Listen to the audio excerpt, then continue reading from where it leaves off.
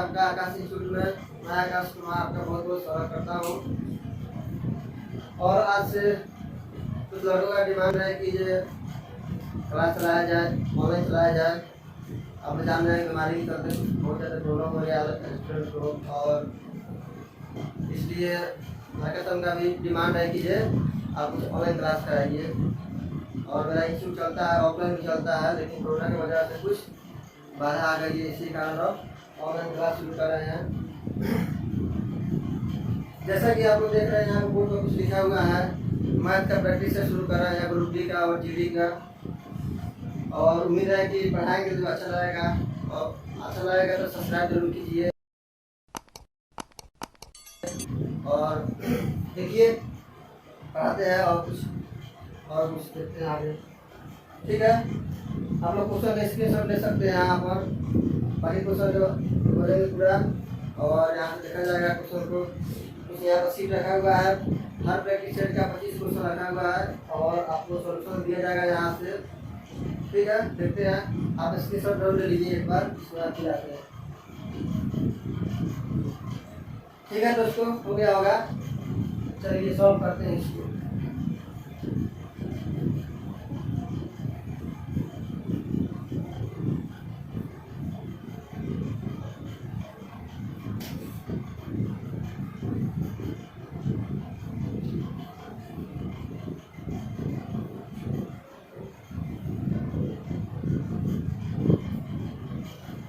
देखिए दोस्तों, एक बात कहना चाहता हूँ कि अगर मैथ शुरू किया है पढ़ना तो आप उसको कॉन्सेप्ट लीजिए, कई बुक से पढ़ाइए, या हमको टाइम मिलेगा तो अवश्य पढ़ाएंगे, लेकिन कॉन्सेप्ट के साथ पढ़िए। और एक और बात कहता हूँ कि अगर यूट्यूब पर मेरे चैनल पर आए हुए हैं तो आपका सिलेक्शन पक्का है, होगा, जरूर होगा, बस थोड़ा लेट लगेगा लेकिन जरूर होगा। लेकिन एक बात ध्यान रखिए, अगर तैयारी शुरू कर दी है तो अपना तैयारी एक स्मूथ वे में शुरू रखिए, क्योंकि एक नौकरी समाज के लिए तो बहुत अच्छा माना जाता है, और समाज में इसका बहुत, सोसाइटी में बहुत ही हम मान्यता बहुत ज़्यादा दिया गया है कि एक लड़का का नौकरी हो रहा है तो बहुत ही ज़्यादा नौकरी में माना जा रहा है सही। चलिए देखते हैं आगे। एक बात और जरूर कहूँगा कि नौकरी लीजिए आप लोग, और यूट्यूब के माध्यम से हमको सपोर्ट कीजिए कि और से और ज़्यादा कंटेंट बेहतर दे सकूँ। ठीक है, चलिए आज देखते हैं। क्वेश्चन के बाद दोहराता हूँ एक बार, और किसी के कारण बस अच्छा नहीं दिखाई, मतलब राइटिंग में प्रॉब्लम होगा कुछ और दिखाई नहीं दे रहा है फ्रेश, तो एक बार उसको दोहराता हूँ क्वेश्चन को। ठीक है, क्वेश्चन डाउन कर लीजिए एक बार, नोट डाउन। ठीक है, किसी संख्या का 1/5 क्वेश्चन कर रखा है कि किसी संख्या का 1/5 उसी संख्या का 1/7 से 10 अधिक है तो वह संख्या ज्ञात करें। ठीक है, आइए देखिए इधर देखो बोर्ड रुकता, करे कोई संख्या, मान लीजिए कोई संख्या x। ठीक है, करे ये संख्या का 1/5, आप लोग जानते होंगे गुना का मतलब होता है का मतलब गुना होता है। तो किसी संख्या हो गया, किसी संख्या का 1/5 बोल रहा है कि उसी संख्या का, मतलब ये संख्या का 1/7 से अधिक है, तो माइनस बराबर 10 अधिक है। फिर से कैसे समझा जाए क्वेश्चन को। करा है किसी संख्या का, तो मान लीजिए कोई संख्या x। ठीक है, किसी संख्या का 1/5 उसी संख्या, वही संख्या का 1/7 से 10 अधिक है, माइनस लिख लीजिए। ठीक है, अब इसको सॉल्व करेंगे तो पूछ रहा है कि ये संख्या ज्ञात करें, मतलब x का मान निकालना है हमको। जो भी आएगा x का मान फाइंड आउट करेंगे, वही हमारा मान क्या होगा, आंसर होगा। सॉल्व करते हैं, x/5 माइनस x/7 = 10। ठीक है, एलसीएम तो आता होगा जरूर, एलसीएम इसका हो जाएगा 35, 7x माइनस 5x = 10। ठीक है, 2x/35 = 10। यहाँ देख रहे हैं कुछ कट गया, x बराबर 35 × 5 बराबर, मल्टीप्लीकेशन करेंगे इसको, 25 के 5 15 2 17। ये जो हमारा क्या हो गया, यही आंसर हो गया। ठीक है, उम्मीद है कि आपको अच्छा लगेगा। एक बार इसको डाउन करिए। इसके बनाने का एक और तरीका यहाँ पर देख लीजिए। करें किसी संख्या मानेंगे x का 1/5, उसी संख्या का मतलब ये संख्या जो है x जो माने हैं, उसी संख्या का 1/7 से क्या है 10 अधिक है प्लस 10 बराबर है। किसी संख्या का 1/5 उसी संख्या का 1/7 से 10 अधिक है। इसे भी सम करेंगे तो x/5 माइनस ये चलेगा यहाँ पर, तो x/7 इक्वल टू 10। वही है प्रोसेस यहाँ पर, वही है 35। इसका एलसीएम हो जाएगा 7x माइनस 5x बराबर 10, 2x/35 इक्वल टू 10। 2 से कटेगा 5, x इक्वल टू 175। ठीक है, आंसर आ गया। ठीक है, चलते हैं दूसरा क्वेश्चन की तरफ।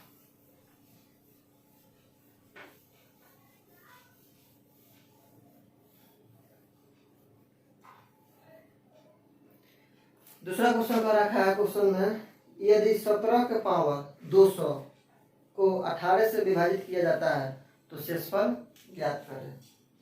ठीक है, लिखिए होंगे। क्वेश्चन बोल रखा है 17 के पावर 200 को 18 से विभाजित किया जाता है तो शेषफल ज्ञात करें, रिमाइंडर ज्ञात करें। शेषफल,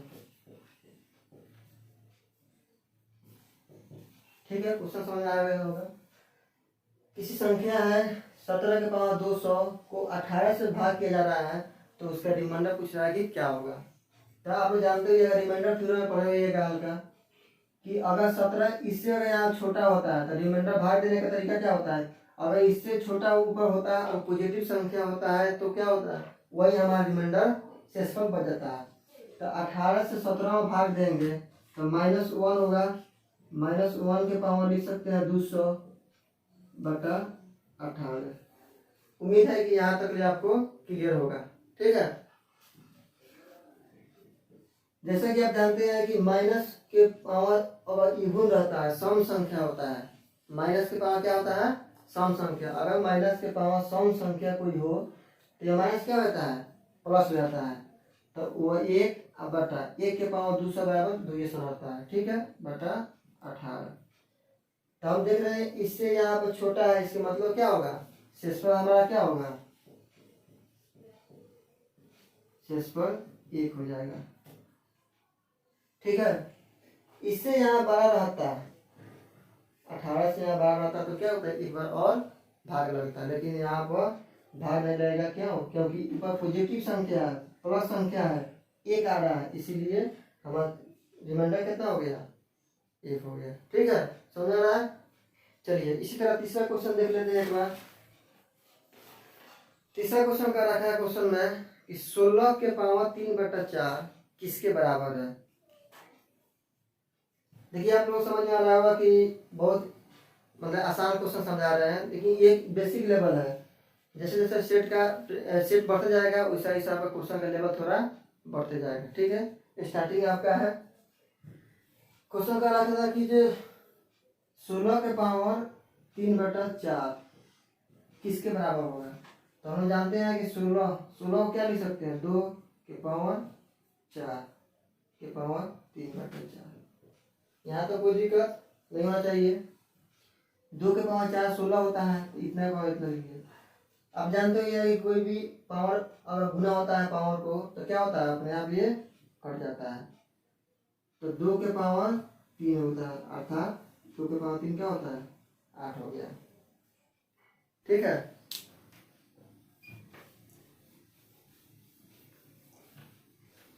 नेक्स्ट क्वेश्चन देखते हैं। क्वेश्चन में कहा है कि x + 1/x = 2 है। अगर x वास्तविक संख्या है तो पूछ रहा है x के पावर 17। क्वेश्चन दिया x + 1/x = 2 है। और x क्या है, वास्तविक संख्या है, रियल नंबर। तो मान पूछ रहा है कि x की पावर 17 प्लस 1 बटा x के पावर 19 का मान पूछ रहा है, क्या होगा। अलजेब्रा का क्वेश्चन है, बहुत आसान क्वेश्चन है। जब भी ऐसा फॉर्मेट आए x प्लस 1/x, तो ऐसा फॉर्मेट हमेशा दिखाई दे। अगर अब बराबर 2 हो तो x के मान हमेशा क्या होता है, 1 होता है। ये हमेशा याद रखिएगा कि x plus 1/x is equal to 2 हो, तभी प्लस के फॉर्म में यहाँ पे हो तो x के मान हमेशा 1 होगा, हमेशा। जैसे x के मान 1 होगा हमेशा, तो कुछ भी यहाँ पे मान पूछा जाए, कुछ भी x के पावर 2500, 300, 50, 100 हो, 200, इसका आंख मूंद के आंसर क्या होगा, 2। क्यों? क्योंकि x के मान को 1 रखे, यहाँ पे 1 रखे तो 2 आ जाता है। x के पावर यहाँ पे x के मान 1 रखे तो 1 के पावर 17 प्लस 1 बटा 1 के पावर 19। तो इसका मान 1 और इसका मान 1 में 1 से भाग देंगे तो फिर क्या होगा, 1, अर्थात 2 आंसर हो जाएगा हमारा। ठीक है, क्लियर है? ठीक है, नेक्स्ट क्वेश्चन देखते हैं। 25 क्वेश्चन का सेट है। क्वेश्चन दे रखा है कि ये 2/3, इसमें डालते हैं एक बार,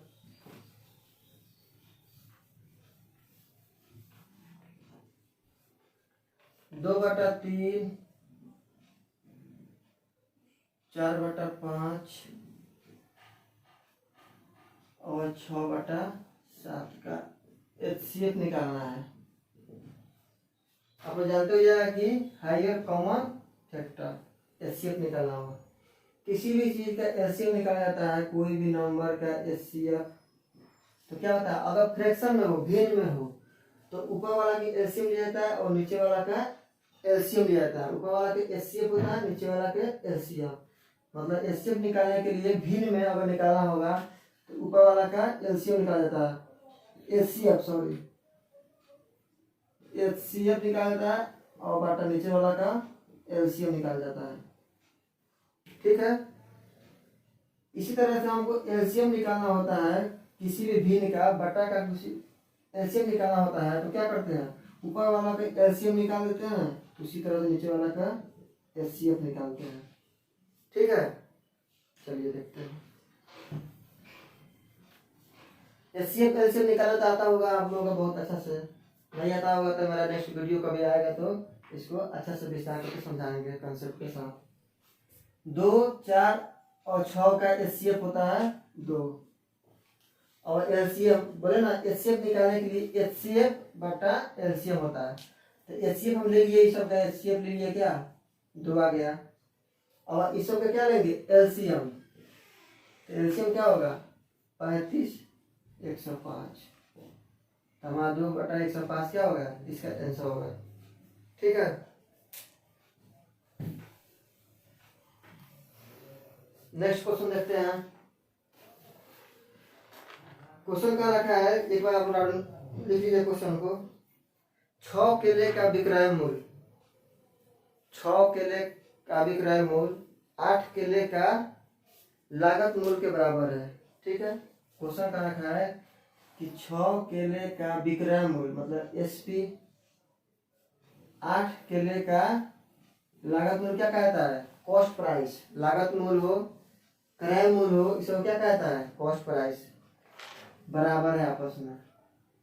ठीक है, 6 केले का विक्रय मूल्य 8 केले का लागत मूल्य के बराबर हो, या यहाँ पर ऐसा क्वेश्चन का है कि 8 केले के क्रय मूल्य के बराबर हो, दोनों का मतलब सेम ही होता है। ठीक है, कुछ कट रहा है तो देखो काट दो, नहीं कट रहा है तो चलो कट रहा है यहाँ पर। तो SP बटा CP निकल के आ रहा है क्या, 4/3। ठीक है, समझ रहा है। कोई भी सामान आप खरीदने जा रहे हैं, दुकानदार होंगे तो आपको पता होगा कोई सामान खरीद रहे हैं, किसी भी सामान का अगर CP कॉस्ट प्राइस 3 हो और SP मतलब सेलिंग प्राइस 4 हो, तो कोई व्यक्ति कोई सामान को अगर 3 रुपया में खरीद रहा है और उसको 4 रुपया में बेच रहा है, तो क्या होगा। अपना क्वेश्चन छोड़िए, क्वेश्चन क्या बोला उसको मतलब नहीं, क्वेश्चन बोला यहाँ पर कि कोई व्यक्ति कोई सामान खरीद रहा है वो खरीदारी कितना है उसका 3 रुपया। कोई व्यक्ति किसी सामान को 3 रुपया में खरीद रहा है और बेच कितना रहा है 4 रुपया में, तो लॉस होगा या प्रॉफिट होगा? तो हम लोग जानते हैं कि कोई सामान खरीद रहा है 3 रुपया में, बेच रहा है 4 रुपया में, इसके मतलब हमेशा क्या होगा? प्रॉफिट होगा। तो प्रॉफिट परसेंट बराबर क्या होगा? Profit percent. 3 का सामान 4 में बेचा तो 1 प्रॉफिट। अब प्रॉफिट निकलता किस पर है? लाभ किस पर निकलता है? हमेशा क्रय मूल्य पर निकलता है, या लागत मूल्य कहिए, जो भी कहिए। तो यहाँ लागत मूल्य या क्रय मूल्य कितना है? 30। अब परसेंट के लिए 100, तो 100/3, 33 सही 1/3% क्या होगा? हमारा आंसर होगा। समझ में आया होगा? एक बार फिर से दिखाते हैं। क्वेश्चन में कि 6 केले का विक्रय मूल्य 8 केले के लागत मूल्य के बराबर है, तो लाभ परसेंट ज्ञात करें या हानि परसेंट ज्ञात करें। तो ऐसा इसमें प्रॉफिट निकला है, इसलिए प्रॉफिट निकाल दिए, लाभ निकाल दिए, जिसमें हानि निकलेगा हानि निकालेंगे। ठीक है, चलिए ऐसा ही क्वेश्चन एक आगे है, सेम टू सेम होना चाहिए। करें कि 10 कुर्सी का, ठीक है, 10 कुर्सी का क्या बोल रहा है, 10 कुर्सी का क्रय मूल्य CP जो है 18 कुर्सी के विक्रय मूल्य के बराबर है। 18 कुर्सी के विक्रय मूल्य के बराबर है। ठीक है, जो भी है। क्रय क्वेश्चन में 10 कुर्सी का क्रय मूल्य 18 कुर्सी के विक्रय मूल्य के बराबर है, तो लाभ या हानि जो भी निकालना हो, लाभ या हानि प्रतिशत को ज्ञात करना है। ठीक है, इसमें कुछ कटने वाला होगा तो कटा देते हैं। 9 होगा 9, यहाँ 5, तो CP/SP बराबर 9 बटा कितना हो जाएगा 5। अब बताइए आप लोग कि किसी सामान, कोई व्यक्ति कोई सामान खरीद रहा है, कोई सामान खरीद रहा है 9 रुपया में और बेच रहा है उसको 5 रुपया में। बताइए लॉस होगा या प्रॉफिट होगा? कोई व्यक्ति है, कोई सामान खरीद रहा है कितना में? 9 रुपया में सामान कोई खरीद रहा है यहाँ पर 9 रुपया में, और बेच क्या रहा है 5 रुपया में, तो इसलिए हमेशा लॉस होगा। क्योंकि खरीद रहा है ज़्यादा में और बेच रहा है कम में, तो हमेशा क्या निकलेगा? लॉस। परसेंट निकालना है। कितना का लॉस हुआ? 9 रुपया का सामान खरीदा और 5 रुपया में बेचा, लॉस कितना हुआ? 4। अभी बताया कि लॉस या प्रॉफिट किस पर निकाला जाता है? हमेशा क्रय मूल्य पर। तो क्रय मूल्य कितना है? 9 गुना 100। देखिए आप लोगों को ये जब तक क्वेश्चन में ये मेंशन नहीं किया जाए कि विक्रय मूल्य पर लाभ होता है या विक्रय मूल्य पर हानि होता है, तब तक ले आप लोगों का क्वेश्चन का हमेशा जो है लाभ या लॉस या प्रॉफिट हमेशा क्या निकलेगा? हमेशा सी पर निकलता है। जब तक ले क्वेश्चन नहीं कहा जाए अपना मन से कि वह विक्रय मूल्य पर कमा रहा है या विक्रय मूल्य पर वह हानि को बेच रहा है। ठीक है, इसको सॉल्व करेंगे। 400/9, 9 से भाग देंगे, 9 चौका 36, 9 चौका 36, 4/9, 44 सही। 4/9% हमारा क्या होगा? लॉस। ठीक है, चलिए आगे देखते हैं। ये समझ आया ना? हमेशा CP पे क्यों निकाला जाता है? क्योंकि कोई भी वस्तु अगर हम खरीद के लाते हैं, उसको बेचते हैं, तभी डिसाइड करेंगे कि वो वस्तु में मेरा खर्चा कितना लग गया। सपोज दैट कि आप कोई बाइक ले रहे हैं, आप कहीं पटना से बाइक शोरूम किए, निकाले और लेके आए अपने गाँव वगैरह, तो वो बाइक अगर मान लीजिए कि 50,000 की बाइक है, वो 50,000 तो कौन बता दिए, 50,000 की बाइक है। अगर वहाँ से हमको यहाँ पर तक लाने में मान लो कि 500 रुपया उसमें और ऐड कर लो, 500 रुपया कुछ खर्चा लग गया, कारण कुछ कारणवश हो सकता है, कुछ टायर पंचर हो जाए, कुछ भी हो, तो क्या होगा? अब वो घर पर लाते लाते वो क्या हो जाएगा? गाँव में लाते लाते 50,500 का हो जाएगा। अब उसको बेचना है तो हमको क्या करना? डिसाइड करेंगे किस पर? 50,000 की 50,500 पर, ओबियसली 50,500 पर डिसाइड होगा। क्यों? क्योंकि हमको रास्ता में कितना खर्च लगा उससे हमको मैटर नहीं है, वो हमको यहाँ तक लाने में कितना खर्चा लग गया उस पर मैटर करता है। उसके बाद जो बेचने का डिसाइड करते हैं, तो हम कितना लागत में हमारा रूम पर आ गया, तब डिसाइड करेंगे जे कितना में बेचा जाएगा। ठीक है, समझ में आ गया होगा अच्छा से। नेक्स्ट क्वेश्चन देखते हैं। नेक्स्ट क्वेश्चन है sin 47 बटा cos 43, sin 47 बटा cos 43 का square plus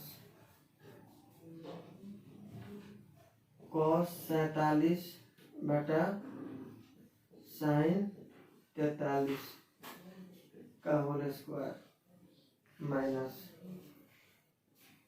4 cos square 45 degree. ठीक है, इतना ना क्वेश्चन दिया हुआ।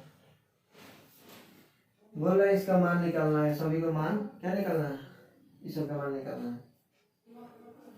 त्रिकोणमिति में आप लोग पढ़िएगा कि a plus B equal to अगर 90 डिग्री होता है, क्या होता है, a plus B equal to 90 degree होता है, तो साइन a इक्वल टू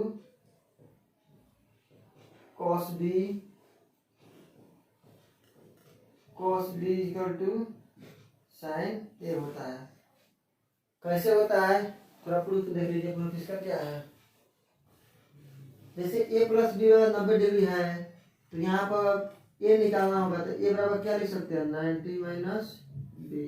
कोई दिक्कत है, अब यहाँ पर रखते हैं साइन ए की जगह क्या रखेंगे, 90 minus B equal to cos B. और साइन 90 माइनस थीटा आप लोगों को पता होगा क्या होता है, साइन 90 माइनस थीटा बराबर कॉस थीटा, तो कॉस बी बराबर कॉस बी। उम्मीद है कि आप लोग समझ में आ गया होगा ये।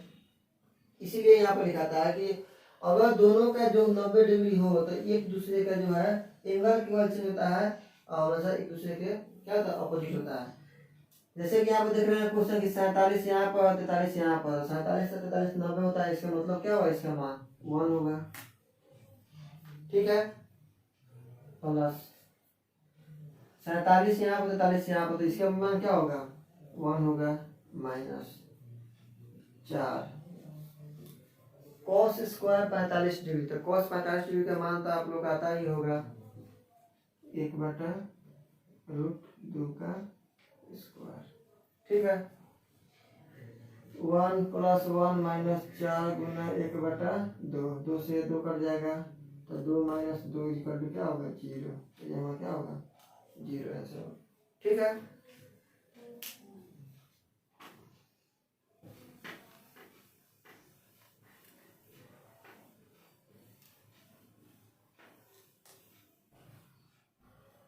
चलिए नेक्स्ट क्वेश्चन देखते हैं। क्वेश्चन का रखा है कि यदि एक त्रिभुज के भुजाएं, त्रिभुज है कोई, इसका भुजा दिया हुआ है अनुपात में 3 1/4, 3/4। क्वेश्चन है कि किसी त्रिभुज के भुजाएं, ये भुजा है, इतना फॉर्म दिया हुआ है, तो पूछ रहा है कि ये कौन सा त्रिभुज बना सकता है। ठीक है, किसी त्रिभुज का भुजाएं ये है, तो पूछ रहा है ये कौन सा त्रिभुज बना सकता है। इसको सिंपल फॉर्मूला है 3, इसको क्या करेंगे 5/4 और इसको 13/4। जब भी कोई क्वेश्चन अगर फ्रैक्शन पकड़ रहा हो, भिन्न बट्टा पकड़ रहा हो, तो उसको आसान करने के लिए नीचे वाला के एलसीएम ले लीजिए और सब में गुना करा दीजिए। ठीक है, तो नीचे वाला के एलसीएम हम जानते हैं 4 4 4 का एलसीएम क्या होगा, 4 होगा, ये तो आपको पता होगा। सभी में क्या बोले, गुना करा दीजिए, तो ये गुना कराएंगे तो क्या हो जाएगा 12, इसमें गुना कराएंगे तो क्या होगा 5, इसमें गुना कराएंगे तो 13। ये देख के तो आप लोगों को कुछ ना कुछ याद तो पड़ ही रहा होगा कि ये 12 5 13 ये त्रिभुज क्या बनाता है, ट्रिपलेट बनाता है। ट्रिपलेट मतलब समकोण त्रिभुज, राइट एंगल ट्रायंगल, कि 1 डिग्री 90 डिग्री होगा। तो अगर ये कर्ण है तो ये क्या होगा 13, तो ये 5 हो गया, ये 12 हो गया, चाहे ये 5 को ये 12 को और ये 5 को, दोनों को किया बराबर, कोई इसमें इशू नहीं है। 5/13 क्या होता है, ट्रिब्यूट होता है। तो इसमें क्वेश्चन आंसर क्या होगा इसका, ये एक समकोण त्रिभुज है। ठीक है, यही पूछा था क्वेश्चन में जी, ये कौन सा फॉर्मेट बना सकता है, कौन सा त्रिभुज बना सकता है। तो ये एक समकोण त्रिभुज बना सकता है। ठीक है, कोई दिक्कत नहीं होना चाहिए। देखते हैं आगे।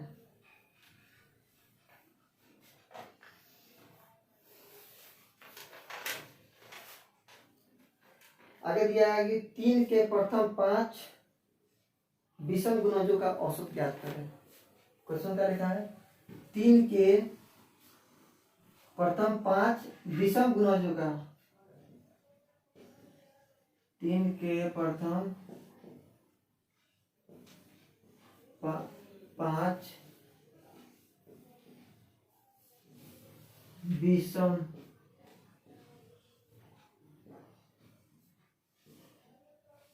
गुणजों का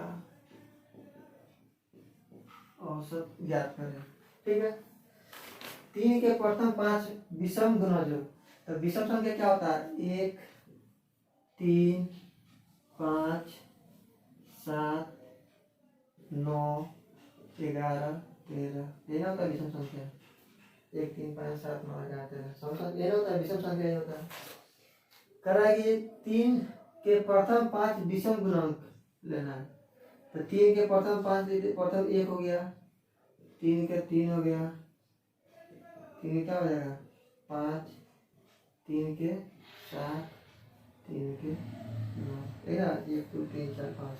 ठीक है, इसको क्या निकालना, औसत निकालना था। औसत आप लोग बहुत अच्छा तरह से आता है, 3 + 9 + 15 + 27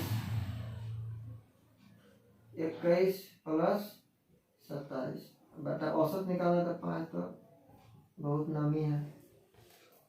इसको जोड़ते हैं 5 7 बटा 5। ठीक है, काटेंगे, इसको क्या हो गया 15, हमारा आंसर क्या होगा 15, आंसर होगा 15 एवरेज का होगा। ठीक है, चलिए आगे देखते हैं।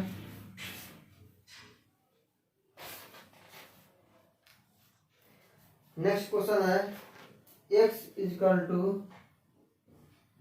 1/3 y, y = 1/2 z है।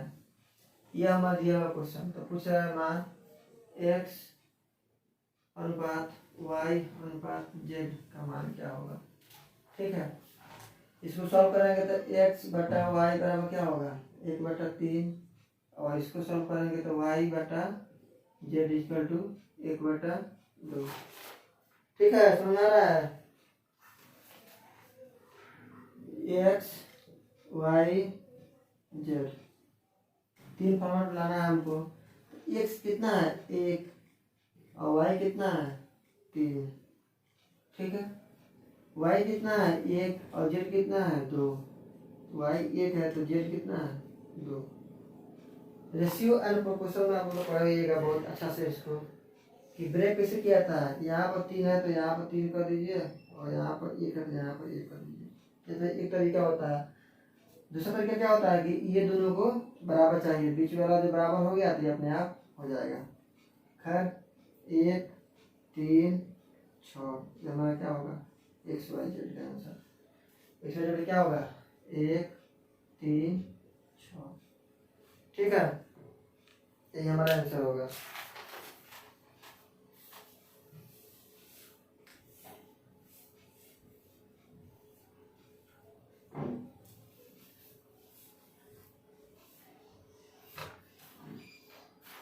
अगले क्वेश्चन है, करंट क्वेश्चन है कितने समय में 2000 रुपया, कितने समय में 2000 रुपया 10% वार्षिक चक्रवृद्धि ब्याज की दर से 2420 हो जाती है।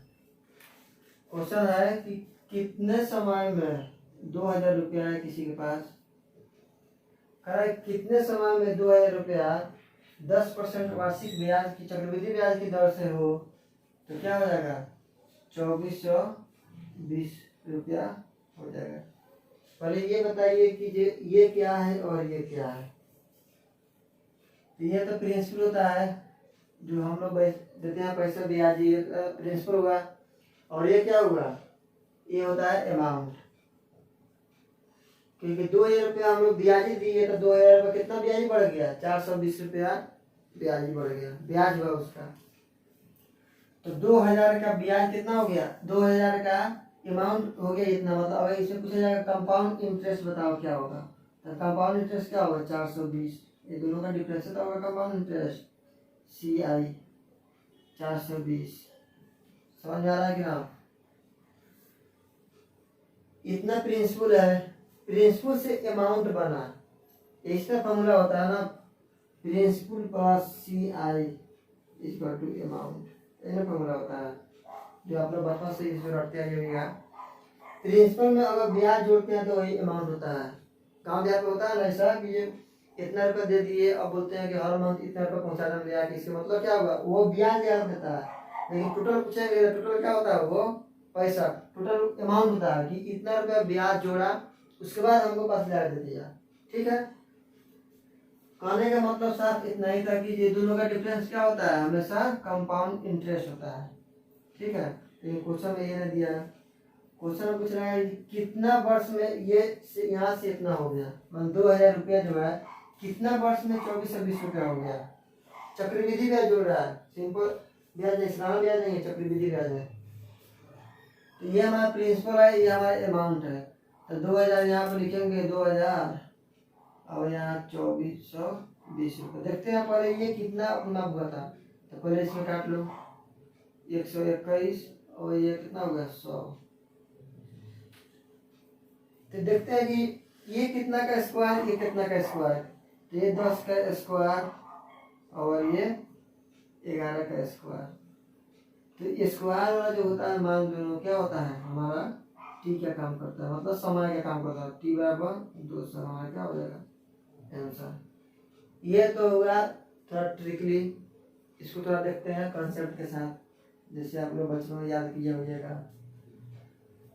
अमाउंट का फॉर्मूला क्या होता है, amount P into 1 plus R बटा 100 के पावर n होता है अमाउंट का फॉर्मूला। चक्रवृद्धि ब्याज अमाउंट फॉर्मूला होता है नहीं, तो कुछ नहीं करना है, इसमें मान रखना है जो आएगा जो आंसर। ध्यान रखना कि क्वेश्चन में 10% दिया वार्षिक, ये है रेट दिया हुआ क्वेश्चन में गिवन है। अमाउंट कितना है 2420, प्रिंसिपल कितना है 2000, मूलधन जिसमें मूलधन का आया था हम लोग 1 प्लस R कितना है 10% बटा 100 पावर n। ये n होता है, n कहिए या t कहिए, दोनों के मान दोनों क्या दर्शाता है समय, n हो या t हो दोनों क्या दर्शाता है समय। तो इसे आप लोग चलिए यहाँ कुछ कर रहा है कर दे 100 और यहाँ पर 121। ठीक है, 121 100 को यहाँ पर आएंगे तो 100 हो जाएगा, कोई दिक्कत नहीं होना चाहिए।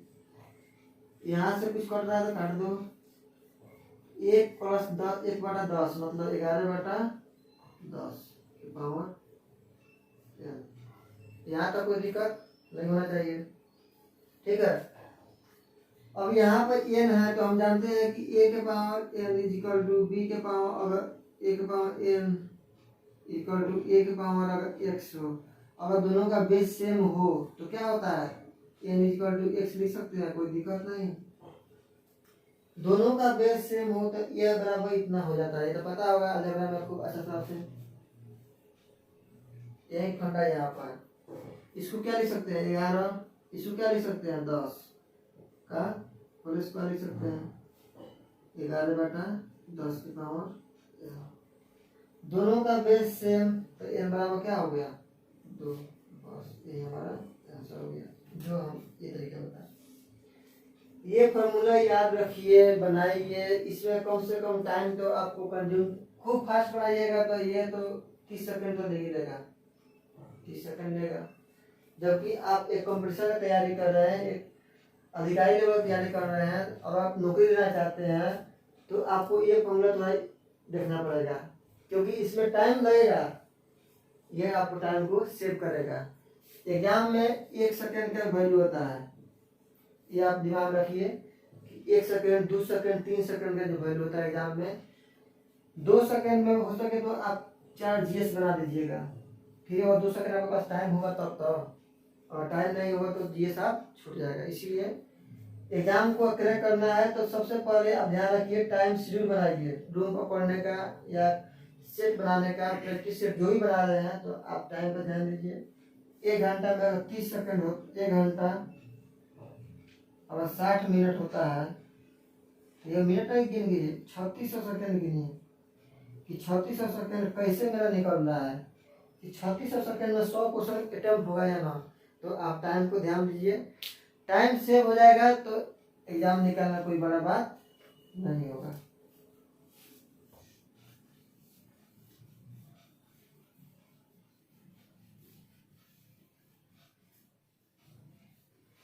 चलिए अगला क्वेश्चन देखते हैं। अगला क्वेश्चन चक्रवृद्धि ब्याज से भी है। कोई निश्चित धनराशि पर 5% वार्षिक ब्याज की दर से 3 वर्षों में चक्रवृद्धि ब्याज 1261 हो जाता है, तो धनराशि ज्ञात करें। ठीक है, फिर से एक बार दोहराता हूँ। कोई निश्चित धनराशि है, कोई धनराशि है, ठीक है, जो 5% वार्षिक ब्याज की दर से लग रहा है, तो आर बराबर क्या हो जाएगा मेरा, 5% वार्षिक ब्याज की दर से 3 वर्षों में तक, टी बराबर क्या हो जाएगा 3 वर्ष। ठीक है, चक्रवृद्धि ब्याज 1261 हो जाता है, मतलब इसमें चक्रवृद्धि ब्याज दिया हुआ है 1261 रुपया होगा। पूछ रहा है कि वो धनराशि ज्ञात करें, मतलब पी का मान पूछ रहा है क्या होगा। ठीक है, आइए सॉल्व करते हैं, इसको देखते हैं। पहले तो हो गया इसका कॉन्सेप्ट। सीआई के फॉर्मूला में क्या जानते हैं, कंपाउंड इंटरेस्ट, चक्रवृद्धि ब्याज, पी 1 प्लस आर बटा 100 की पावर एन, ये होता है, और -1 होता है। शायद नहीं होता है फॉर्मूला, देख लीजिएगा लोग। ठीक है, सेम फॉर्मूला होता है P इंटू 1 प्लस आर बटा 100 की पावर n -1। P क्या है, प्रिंसिपल, मूलधन, ये चक्रवृद्धि ब्याज 1261 दिया हुआ है, इक्वल टू P, आर के मान कितना दिया हुआ है 5, तो 1 प्लस 5 बटा 100 की पावर n-1। ठीक है, 1261 यहाँ पर लिखे, कोई दिक्कत, यहाँ से 5 अगर नीचे आन दिए तो कोई यहाँ परेशानी नहीं होना चाहिए। 5 से कुछ कटेगा 20, 1 प्लस 1 बटा 20 मतलब 21 बटा 20 लिख सकते हैं, 21 बटा 20 की पावर, सॉरी टी के मान यहाँ कितना दिया हुआ 3, तो टी के मान कितना लिखेंगे यहाँ पर 3, बोले ना या टी या जो भी मान हो मान लो अपना मन से। समय है, बस ध्यान रखिए ये समय है। अब माइनस कितना होगा 1। ठीक है, सॉल्व करते हैं इसको। 1261 बटा पी इक्वल टू 21 गुना 21 गुना 21 बटा 20 गुना 20 गुना 20 -1। कोई दिक्कत नहीं होना चाहिए। आगे देखते हैं इसको। 1261 बटा पी इक्वल टू, ये होता है 9261 होता है, अब बटा 8000 होता है इसका। 20 का क्यूब याद है ना, 8000 होता है, और 21 का क्यूब 9261 होता है, -1 होता है यहाँ पर। 1261 बटा पी इक्वल टू, एलसीएम 8000 होगा, 9261 में से 8000 यहाँ पर जाएगा, भाग लेंगे तो क्या हो जाएगा, नीचे 8000 हो जाएगा, और ऊपर क्या हो जाएगा 1261 हो जाएगा। ठीक है, समझ ना, 8000 इसका एलसीएम होगा, 9261 हो जाएगा, 9261 में से 8000 घटेगा तो 1261 आएगा। ठीक है, यहाँ पे देख रहा है कि 1261 से 1261 हमारा कट रहा है, तो पी का मान क्या होगा हमारा 8000 रुपया। ये क्या होगा, मूलधन, यही हमसे क्वेश्चन पूछ रहा था, हमारा आंसर हो गया 8000 रुपया। ये तो हुआ टाइम निकालने वाला काम। कैसा भी टाइम निकाल दे, कैसा भी क्वेश्चन के सॉल्व करो, टाइम निकालो, बस 5 मिनट लगेगा एटलीस्ट इसमें। इससे हम सॉल्व नहीं करना है, सीखना है लेकिन सॉल्व इससे नहीं करना है। सॉल्व किससे करना है? केवल केवल केवल साधारण ब्याज या चक्रवृद्धि ब्याज कोई भी हो तो केवल उठाना है आर। यहाँ आर निकाल, आर दिया है 5%, इसी से क्वेश्चन हमको सॉल्व करना है। केवल क्वेश्चन देखना है कि आर कितना परसेंट दिया हुआ है, कितना परसेंट वो ब्याज ले रहा है या दे रहा है। ठीक है, ये देखेंगे बस, और टाइम देखेंगे 2 साल 3 साल 5 साल जो भी हो। कैसे निकालेंगे इसको? आर 5% है, 5% के मतलब जानते होंगे, परसेंटेज में पढ़िएगा 1/20। ऐसा लिखने का मतलब होता है कि 20 का 5% निकालिएगा तो 1 होगा हमेशा। 20 का 5% निकालिएगा तो 1 होता है, यही फ्रैक्शन होता है। परसेंटेज का मतलब फ्रैक्शन नहीं होता है। 20 का 5% हमेशा 1 होता है। इसके मतलब क्या हुआ? अगर प्रिंसिपल यहाँ पर है और अमाउंट यहाँ पर है, ठीक है, अगर नीचे वाला हमेशा प्रिंसिपल होता है, वास्तविक मूल्य नीचे वाला होता है। प्रिंसिपल अगर 20 मानते हैं तो 20 प्रिंसिपल हुआ, मूलधन 20 हुआ, तो इस पर 1 रुपया ब्याज देंगे तो क्या हो जाएगा हमारा अमाउंट? 21 हो जाएगा। हाँ या ना बोलो? अगर प्रिंसिपल 20 है तो इस पर 1 रुपया ब्याज जाएगा तो अमाउंट कितना हो जाएगा? 21। प्रिंसिपल 20 तो 1 रुपया ब्याज दिए तभी तो अमाउंट हमारा 21 हो गया। बोलो, इधर पहला वर्ष हो गया, लेकिन क्वेश्चन क्या दिया? 3 वर्ष तक दिया। वो दूसरा वर्ष 20 किया होगा, यहाँ पर 21 किया होगा, फिर तीसरा वर्ष क्या होगा? 20 किया होगा, 21 किया होगा। सही है। इतने गुना कराएंगे तो क्या होगा? 8000। इतने गुना कराएंगे तो 9261। जस्ट इससे पीछे क्वेश्चन बताया अभी हम कि ये दोनों का अंतर जो होता है ये क्या कहलाता है? हमेशा CI कहलाता है, मतलब 1261 ना हुआ, 1261 ना हुआ। और ये क्या कहता है? प्रिंसिपल। ये कहलाता है क्वेश्चन क्या पूछ रहा है? प्रिंसिपल पूछ रहा था, ये देखिए। लेकिन ये दोनों का अंतर क्या कहलाता है? हमेशा चक्रवृद्धि ब्याज कहलाता है। ठीक है, चलिए कितना क्वेश्चन होगा? 14 क्वेश्चन हो गया। एक दो क्वेश्चन देख लेते हैं। 15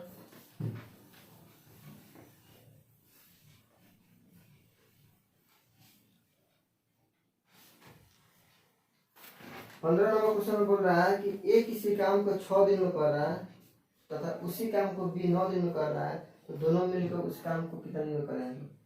ए किसी काम को 6 दिन में कर रहा है और बी उसी काम को 9 दिन में कर रहा है, तो दोनों मिलकर उस काम को कितने दिन में करेंगे? दोनों का क्या होता है? एलसीएम होता है 18 होगा। 6 का 18, 6 दूना 9 दूना 18। ए प्लस बी दोनों मिलेगा तो कितना काम हो जाएगा? 18/5, मतलब 5 3 15 और 530। ये आंसर हो जाएगा। ठीक है, चलिए थोड़ा तेज में देखते हैं इसको। अब अगला क्वेश्चन कर रहा है कि 12 व्यक्ति किसी काम को 4 दिन में कर सकता है, तो 8 गुने कार्य आधे समय में कितने व्यक्ति पूरा करेंगे? 12 व्यक्ति को यह किसी काम को 4 दिन में कर रहा है, तो पूछ रहा है 8 गुने काम को आधा समय में कितना आदमी काम करेगा? 8 गुना समय, माने ये काम किया होगा तो 8 गुना काम किया होगा। अरे आया ना बोलो, इसे कटेगा 4। कितने आदमी की हो सकता है? यहाँ पर आदमी पूछ रहा है, आदमी कितना हो सकता है? 16 16 गुना 32, 3 16 19, इतना आदमी की हो सकता है। ठीक है,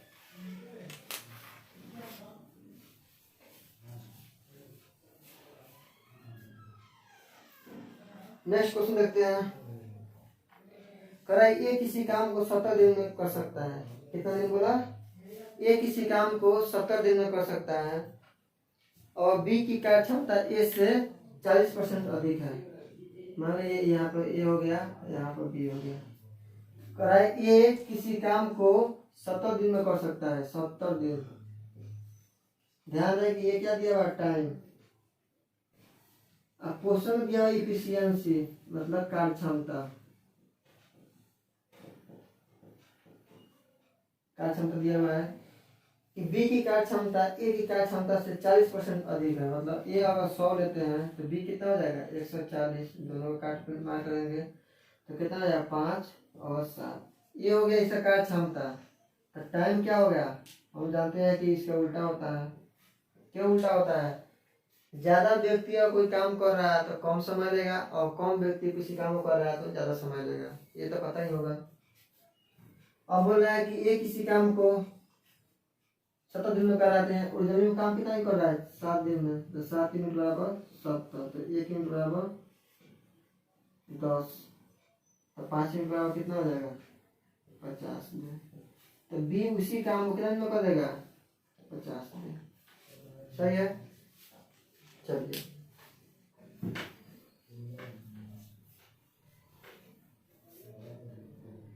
नेक्स्ट क्वेश्चन देखते हैं आगे।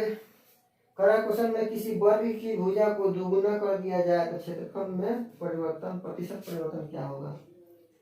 क्वेश्चन में है किसी वर्ग की भुजा जो है, भुजा मान लेते हैं ए, इसके वर्ग की भुजा क्या है, पहले एक्स था तो अब कितना कर दिया गया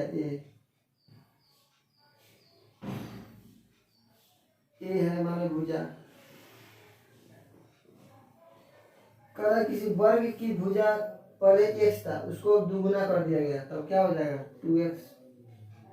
अरे बोलो हाँ या ना। पहले एक्स था तो क्या कर दिया गया दुगुना।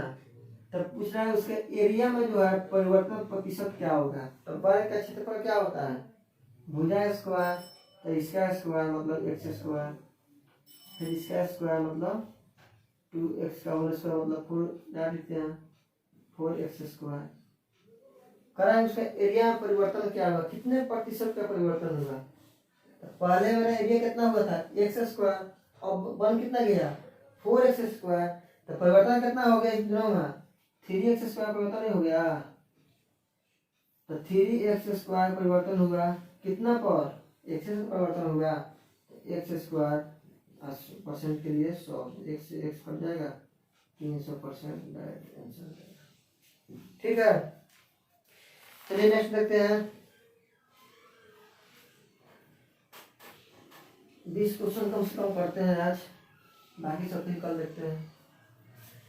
करा कि एक व्यक्ति 250 मीटर लंबे सड़क, कोई व्यक्ति है ये सड़क है, एक व्यक्ति है जो 250 मीटर लंबे सड़क को मीटर में ध्यान रखना 250 मीटर लंबे सड़क को पार करने में 75 सेकंड का समय लेता है।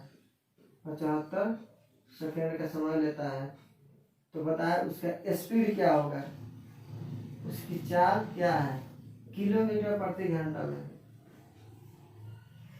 ठीक है कोई व्यक्ति इतना किलोमीटर जो है डिस्टेंस दूरी तय कर रही है कितना देर में 75 सेकंड में। तो पूछ रहा है उसका स्पीड ज्ञात करो किलोमीटर प्रति घंटा। ध्यान रहे कि ये सेकंड में ये मीटर में है, तो जो भी इसका मान आएगा मीटर प्रति सेकंड में आएगा, उसके बाद इसको कन्वर्ट करेंगे तो किलोमीटर प्रति घंटा। आप टाइम एंड डिस्टेंस का प्रत्येक चैप्टर में यही ध्यान दीजिए टाइम एंड डिस्टेंस में कि इसमें यूनिट का खेल होता है। यूनिट आप समझ गए तो क्वेश्चन बन गया, अर्थात बनाने के बावजूद भी ऑप्शन गलत मार के आ जाइएगा। इसमें ना मेरा दोष है ना क्वेश्चन का दोष है, इसमें सब जिम्मेदारी आपका रहेगा।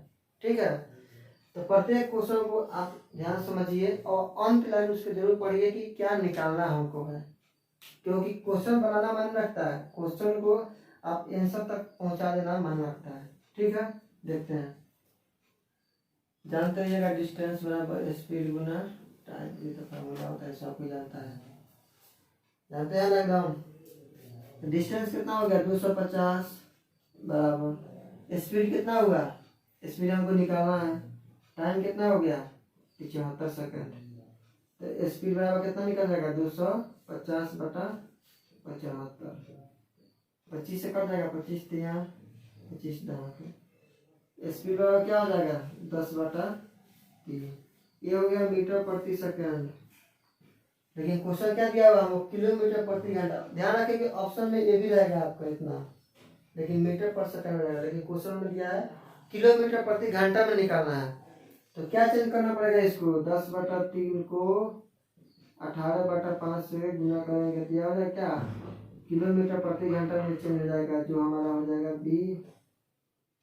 12 किलोमीटर प्रति घंटा। ये हमारा जो है आंसर हो जाएगा। ठीक है, चलिए नेक्स्ट क्वेश्चन देखते हैं।